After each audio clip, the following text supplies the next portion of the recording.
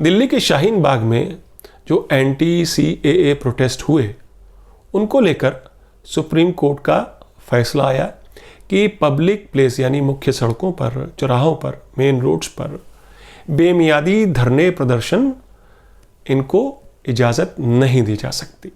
प्रशासन को चाहिए कि ऐसी जगहों में चल रहे धरने प्रदर्शन को जल्द खाली करवाए।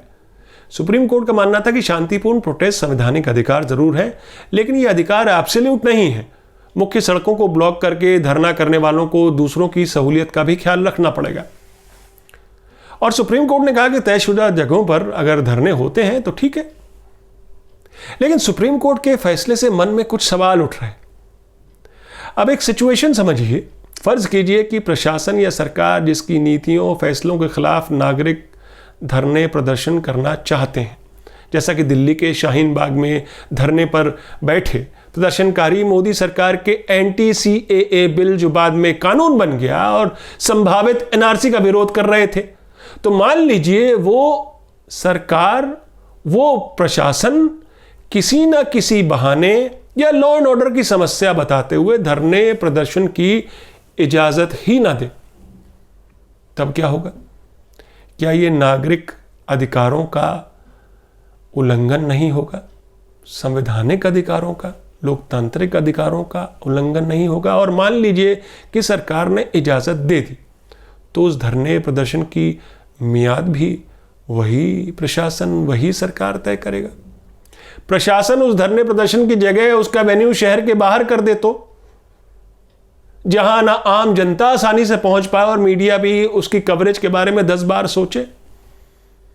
एक तरफ तो सुप्रीम कोर्ट यह कहता है कि लोकतंत्र में मतभेद की भी जगह है, डिसेंट की भी जगह है, और ये दोनों साथ साथ चल सकते हैं लोकतंत्र में।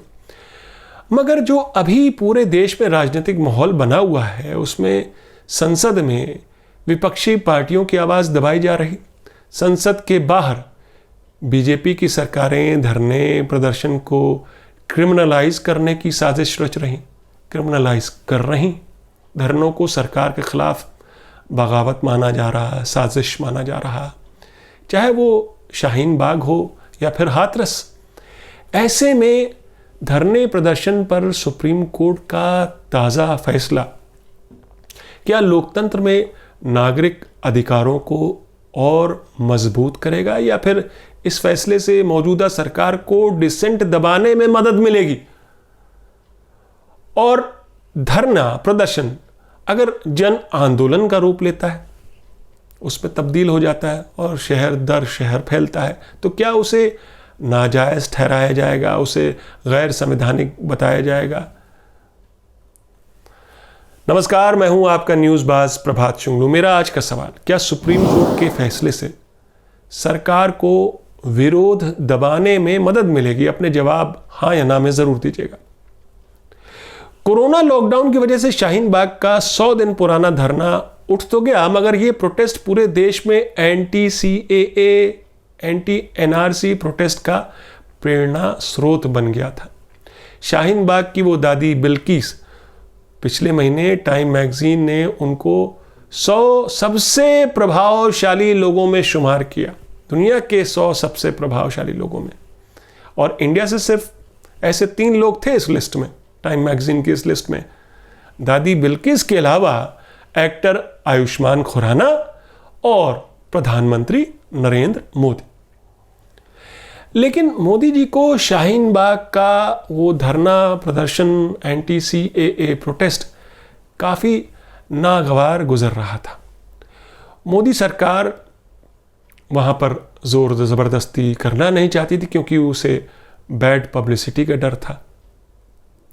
कोरोना की वजह से धरना तो उठ गया, मगर तब तक केस सुप्रीम कोर्ट के सामने पहुंच चुका था, जिस पर देश की सर्वोच्च अदालत ने आज अपना फैसला सुनाया।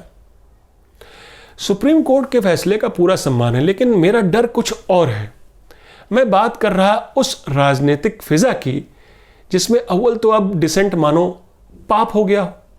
मौजूदा राजनीतिक माहौल में नागरिकों की जायज मांगों को लेकर उनके धरने प्रदर्शन को अब अपराध की दृष्टि से देखा जा रहा है, जैसा कि मैंने कहा। यानी डिसेंट की स्पेस कम ही नहीं हो रही, डिसेंट को कुचला जा रहा। अब हाथरस मामले को ही देखिए। योगी सरकार रेप पीड़िता की लाश को रात के अंधेरे में पीड़िता के परिवार की इजाज़त के बिना उसको जला देती है। मीडिया सवाल करता है, मीडिया को उसका काम करने से रोका जाता है, पुलिस तंत्र मीडिया से सख्ती करता है। जब विपक्षी पार्टियां सरकार पर सवाल उठाती हैं, धरना प्रदर्शन करती हैं, पीड़िता के परिवार से मिलने की जिद करती हैं, वहां गाँव में ज़बरदस्त पुलिस बंदोबस्त के बीचों बीच प्रदर्शनकारियों पर लाठी चार्ज होता है। आनन फानन में योगी सरकार देशद्रोह और आपराधिक साजिश का मुकदमा दर्ज कर देती है। कुल 21 एफआईआर होती हैं। 21 पत्रकार समेत कई लोगों की गिरफ्तारियां भी होती हैं। अब ये बताइए कि सरकार के खिलाफ प्रदर्शन का मतलब क्या देशद्रोह है? क्या अपनी मांग को लेकर धरने प्रदर्शन करना जनता का, विपक्षी पार्टियों का संवैधानिक हक नहीं है, लोकतांत्रिक अधिकार नहीं है? लेकिन योगी सरकार ने क्या संदेश दिया? हमारी सरकार में खोट निकालोगे, हमसे पंगा लोगे, हमसे सवाल करोगे, हमारे खिलाफ प्रदर्शन करोगे तो हम तुम्हें छोड़ेंगे नहीं। सरकार चेतावनी नहीं, सीधा कड़े कानूनों के तहत मुकदमे दर्ज कर देती है।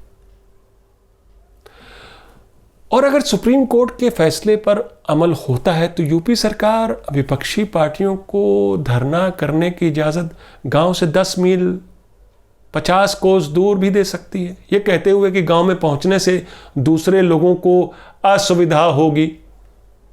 बल्कि योगी सरकार ने सुप्रीम कोर्ट में जो मंगलवार को हलफनामा दिया तो उसमें उसने यही कहा कि हमने पीड़िता की लाश रातों रात इसलिए जलाई क्योंकि हमें हिंसा की आशंका थी।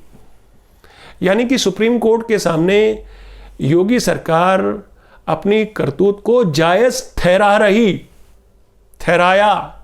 यानी इस देश में जो सरकार कहे वही सही माना जाएगा क्या? क्या नागरिकों को सरकार की गलत नीतियों, उसके फैसलों को सामूहिक रूप से उसके खिलाफ आवाज उठाने का हक नहीं है? क्या सुप्रीम कोर्ट का ताज़ा फैसला नागरिकों के इस हक को कमज़ोर करेगा या उसे बल देगा? सवाल यही है। अब दूसरा केस लेते हैं, दिल्ली दंगों का। दिल्ली पुलिस ने जो अब तक चार्जशीट दायर की है उसमें दिल्ली दंगों के लिए शाहीन बाग और दिल्ली के दूसरे इलाकों में चल रहे एंटी-सीएए प्रोटेस्ट को जिम्मेदार माना गया है और उसमें शामिल प्रदर्शनकारियों पर दंगे भड़काने के आरोप लगे हैं। उन प्रदर्शन में लोगों को संबोधित करने पहुंचे स्टूडेंट लीडर, नेता, इंटेलेक्चुअल, प्रोफेसर्स को पुलिस जांच के दायरे में लाया जा रहा है, दंगों की जांच के दायरे में।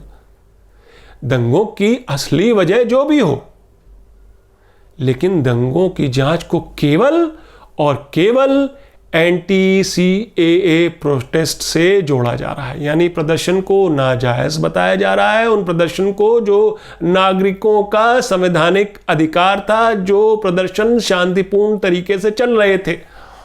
अब आप बताइए कि क्या सुप्रीम कोर्ट का ताज़ा फैसला लोकतंत्र में मतभेद की आवाज़ या डिसेंट की आवाज़ को मजबूत करेगा?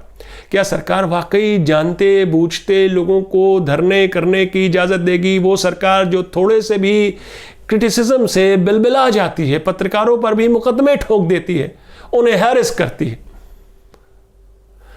अगर हाथरस का प्रदर्शन यूपी सरकार की नज़रों में गलत है, शाहीन बाग और जाफराबाद का एंटी-सीएए प्रोटेस्ट केंद्र सरकार की नज़रों में गलत है, जब सरकार बिलों को पास कराने में संसद में ट्रांसपेरेंसी नहीं बरत रही, विपक्षी पार्टियों से सलाह मशवरा नहीं कर रही, लोक आयुक्तों की नियुक्तियां नहीं हो रही हैं, तो क्या ऐसी सरकारों से उम्मीद की जा सकती है कि वो सरकार के खिलाफ ऐसी किसी भी आवाज़ को पब्लिक डोमेन में पहुंचने भी देगी? क्या दिल्ली के जंतर मंतर पर एक भारी संख्या में लोगों का इकट्ठा होना सरकार को फूटी आंख भी भाएगा? क्या शाहीन बाग जैसे शांतिपूर्ण जन आंदोलन की इजाज़त सरकार जंतर मंतर पर करने की इजाज़त दे सकती है? धरना प्रदर्शन अगर शांतिपूर्ण जन आंदोलन की शक्ल अख्तियार करता है तो क्या वो अलोकतांत्रिक होगा, गैर संवैधानिक होगा? मेरा आज का सवाल फिर दोहराता हूं, क्या सुप्रीम कोर्ट के फैसले से सरकार को डिसेंट दबाने में मदद मिलेगी? अपने जवाब हाँ या ना में ज़रूर दीजिएगा। तो ये थी आज की न्यूज़बाजी। फिर मिलेंगे एक नई न्यूज़बाजी के साथ। तब तक के लिए नमस्कार।